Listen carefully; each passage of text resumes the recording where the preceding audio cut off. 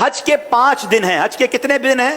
8, 9, 10, 11, 12 ذوالحجہ. 8 ذوالحجہ کو حاجی نے جانا ہوتا ہے مینا، اور وہاں ہم نے 5 نمازیں پڑھنی ہیں. 5 نمازیں پڑھنا وہ سنت ہے: ظہر، عصر، مغرب، عشاء اور 9 کی فجر. ٹھیک ہے، this is the most crucial and most important day of حج.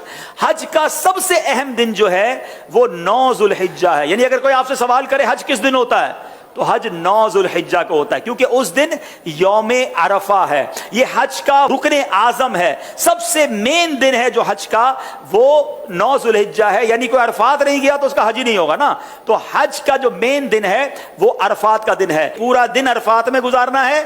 جب غروب آفتاب کا یقین ہو جائے کہ جناب مغرب کا وقت ہو گیا، غروب آفتاب ہو گیا، اب سارے حاجی آئیں گے مزدلفہ.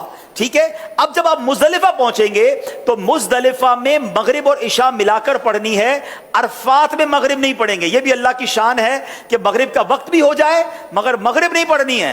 مزدلفہ جانا ہے اور وہاں عشاء کے وقت میں، مغرب کے وقت میں نہیں، عشاء کے وقت میں مغرب اور عشاء ملا کر پڑھنی ہے. اور فجر بھی مزدلفہ میں پڑھیں گے. پوری رات ہماری کہاں گزرے گی؟ مزدلفہ میں. اب جو صبح آئے گی، کون سی صبح ہوگی؟ کون سی صبح ہوگی؟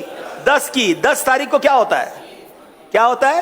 ہاں، ساری دنیا بقرعید مناتی ہے مگر خدا کی قسم جو آج عید مناتا ہے نا، میلا کچیلا ہے، بال بکھرے ہوئے ہیں، مطلب نیند بھی نہیں ہوئی ہے، مگر خدا کی قسم وہ جو عید کا مزہ ہے، وہ جو تھکن کا مزہ ہے، وہ جو سرور ہے، وہ دنیا کی کسی اور چیز میں نہیں ہے. اللہ ہمیں ہر سال ایسی عید نصیب فرمائے.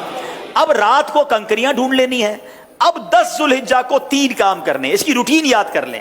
10 ذوالحجہ کا پہلا کام ہوگا شیطان کو کنکری مارنا. پہلا کام کیا ہے؟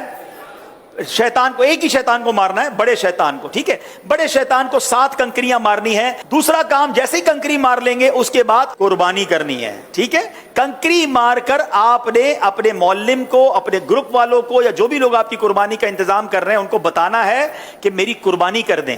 جیسے ہی آپ کو کنفرمیشن ہو جائے کہ آپ کی حج کی قربانی ہو گئی ہے، اس سے پہلے نہیں، کنفرمیشن ہو جائے، اس کے بعد آپ نے سر کے بال اتار دینے ہیں، یا قصر کرانا ہے یا حلق کروانا ہے. اسلامی بہنوں نے تو قصر ہی کرنا ہے.